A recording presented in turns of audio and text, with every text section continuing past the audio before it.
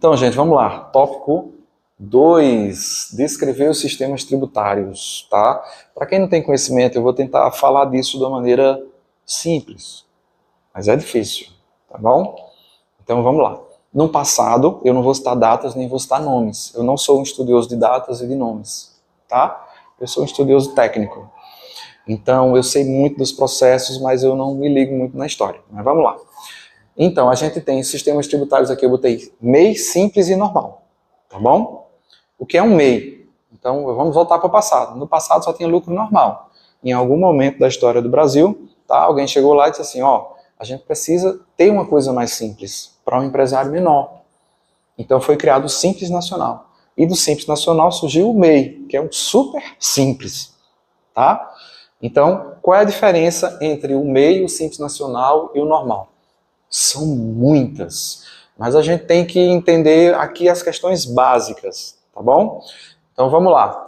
O MEI, ele tem um faturamento delimitado, tá? Hoje a gente continua em 81 mil ano, né, que é pouco, não é isso, gente? Então a gente tem o MEI, um faturamento limitado, e ele paga uma DAS por mês. Ele não é obrigado a faturar, não é obrigado a ter contador, ok? Mas eu já vou deixar a observação aqui. Se você quer abrir um MEI, quer começar uma empresa, não deixe de consultar um contador, tá bom? Você não precisa pagar mensalidade, mas você pode pagar uma consultoriazinha, baratinho, entendeu? Que a gente faz muito isso na Guepardo, beleza? Então, o MEI tem essa questão. Mas é muito simples. Para abrir ele, é só pegar o seu GovBR e abrir o MEI, tá certo? Então, vamos agora para o Simples Nacional. É isso? O que é o Simples Nacional? Já é uma pessoa jurídica que pode processar, pode faturar até 4,8, né, milhões por ano, tá bom? Apesar que eu sempre costumo chamar a atenção do seguinte, cuidado com esse 4,8, tá? Já eu falo por quê. Então vamos lá. Então, faturaria 4,8 por ano, tá certo? O Simples Nacional, ele tem uma guia só de imposto durante o mês, ou seja, você faz toda a apuração, transmite e gera uma DAS, e na DAS vem discriminando todos os impostos. Ok? Belezinha. Se você tiver serviço, vai também ter o imposto lá do ISS da prefeitura, tá certo? O Simples Nacional não é obrigado a ter todas as declarações. Por exemplo, vou dar um exemplo para você. Existem 2 declarações anuais que são pesadíssimas, que eu falei no primeiro vídeo, né? Um pouco atrás. ECD e ECF. Então, o Simples Nacional tem que ter contabilidade? Tem. Mas ele precisa transmitir? Não. Tá? Então, essas obrigações são do lucro ali normal. Beleza? Então, Simples Nacional é regido por uma tabela de faturamento. Como é que funciona isso aí? Vou dar um exemplo para você do comércio. Se eu abrir um comércio hoje e faturar até 360 mil no ano, eu vou pagar ali em torno de 4%. Mas o cálculo não é tão simples assim. Mas para vocês começarem a entender como funciona, e depois a gente vai ter o detalhamento disso, tá? Hoje é o que a gente tem. É o que a gente tem para hoje, beleza? Então o Simples Nacional funciona assim. Ele é bem simples mesmo. Uma pessoa pode fazer uma planilhazinha em casa, tem as tabelinhas, ele vai faturando lá e ele vai saber quanto ele vai pagar. É bem tranquilo, tá bom? Então, vamos agora falar de uma coisa realmente que é mais complexa, que é o normal. Dentro do lucro normal, gente, a gente tem o presumido, o real e o arbitrado, tá bom? Eu não vou entrar em questões muito do arbitrado. Ele é um lucro que eu chamo assim de exceção, ok? Mas vamos falar do presumido e do lucro real. Como é que funciona o lucro presumido? Aí eu vou dar exemplo do comércio para vocês entenderem. O Simples Nacional funciona por uma tabela.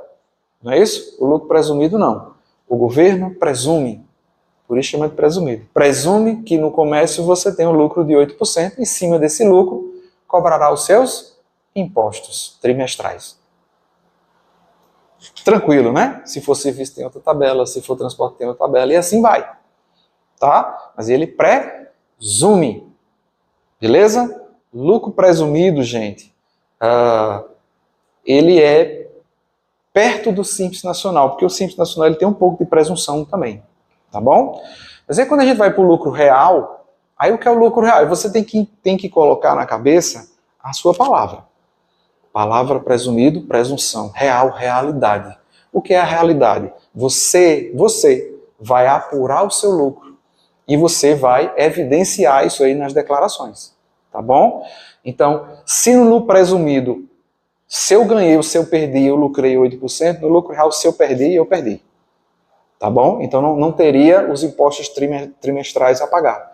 Mas se eu ganhei bem, eu vou ter que pagar imposto fora da presunção.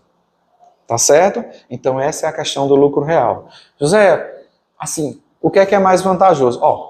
Quando a pessoa vem para mim e diz assim, José, eu quero abrir uma empresa. Que empresa é essa? Não, é uma empresa pequenininha, eu vou começar agora. Bom, abra um MEI.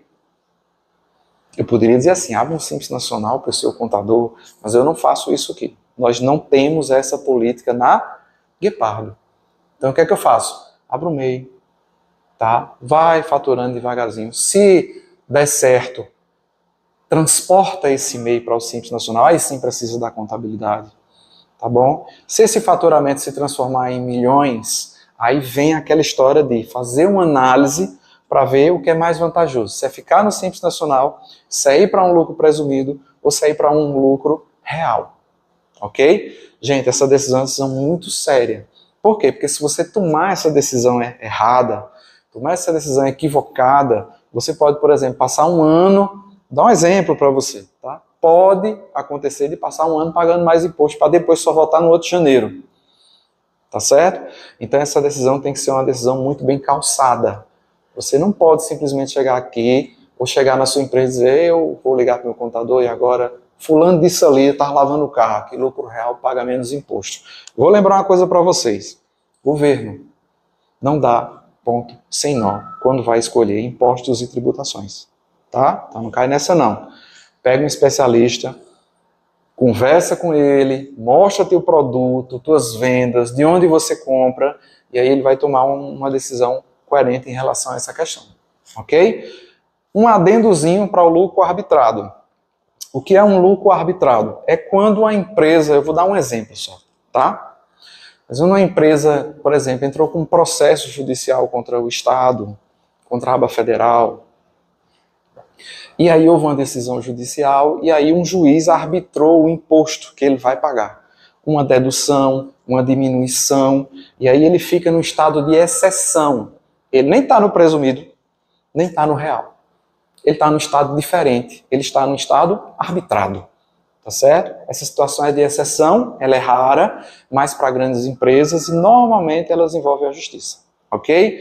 Então esse aí é o nosso segundo tópico, vamos agora para o terceiro.